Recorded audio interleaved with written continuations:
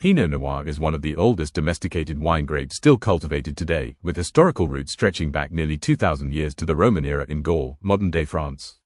The Romans recognized early on that this dark, thin-skinned grape had an unusual relationship with the land, adapting its flavor depending on subtle differences in climate and soil. That sensitivity would become one of its defining traits. Pinot Noir expresses terroir more vividly than almost any other grape. The name, Pinot, is believed to come from the French word pin, meaning pine, referencing the grape's tight, pinecone-shaped clusters. Noir simply means black, describing its deep purple to black skin. But don't let the name fool you. Despite its dark exterior, Pinot Noir typically produces pale, translucent wines because its skins carry low anthocyanin content.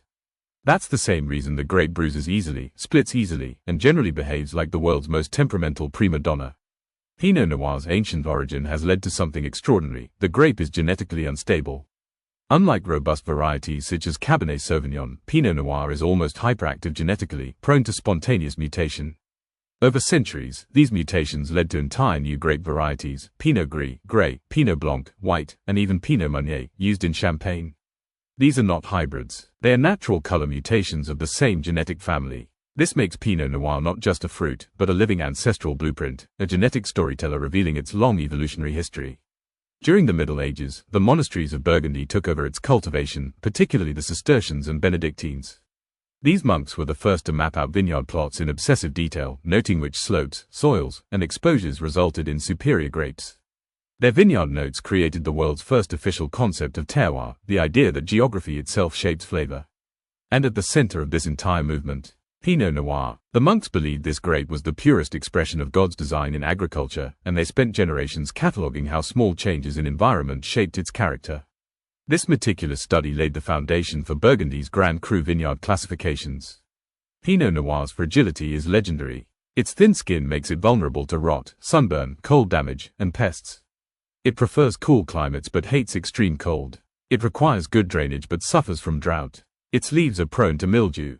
Its clusters are so tight that fungal infections can spread rapidly. Farmers often call it the heartbreak grape because entire crops can be lost to minor weather fluctuations.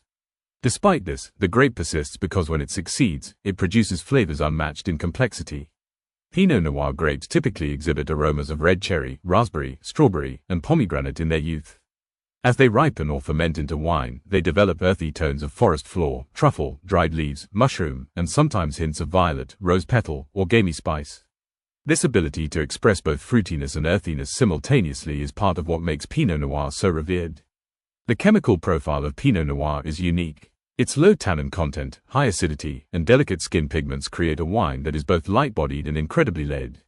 The grape is also rich in resveratrol, a polyphenolic compound linked to cardiovascular benefits. But in fruit form, Pinot Noir grapes are rarely eaten fresh commercially. Their value is overwhelmingly tied to winemaking, although table grape versions do exist. One of the most fascinating aspects of Pinot Noir is how dramatically its character shifts by region. In Burgundy, it produces elegant, earthy, ethereal expressions considered some of the greatest wines in history.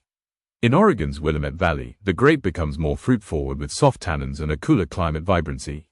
In California, especially areas like Sonoma Coast and Russian River Valley, Pinot Noir takes on ripe cherry, cola, and spice notes. In New Zealand, particularly central Otago, it displays bold dark fruit, thyme-like aromatics, and intense acidity. This regional variation isn't a flaw, it's the essence of what makes Pinot Noir a cultural phenomenon. It's a fruit that speaks the language of the land around it. Changes in slope, altitude, mineral content, sunlight, and rainfall don't just shift its flavor, they rewrite it. Pinot Noir also has deep cultural symbolism. In France, it's associated with heritage and religious devotion due to its monastic history.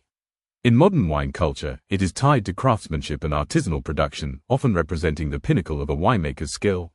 Many films and books romanticize it, most famously the movie Sideways, which ironically caused Pinot Noir sales to skyrocket globally.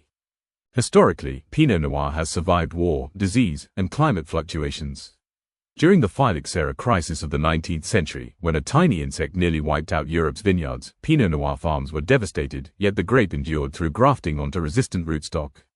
Its survival is part of what solidified Burgundy's global prestige. Today, Pinot Noir is grown worldwide, but only a handful of regions consistently produce exceptional fruit. This rarity maintains its aura of prestige.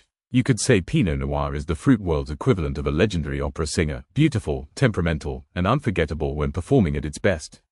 Its sheer sensitivity makes it a lens through which to observe the environment, climate change, historical tradition, and the skill of growers. It's a grape that teaches humility, because no matter how advanced our techniques become, Pinot Noir still demands respect, patience, and an almost spiritual level of attentiveness. In the end, the Pinot Noir grape is more than just fruit. It's a historical artifact, a genetic storyteller, and a living bridge between ancient monastic agriculture and modern global wine culture. It's a reminder that some of nature's greatest masterpieces are also the most fragile, and that beauty often thrives at the edge of survival.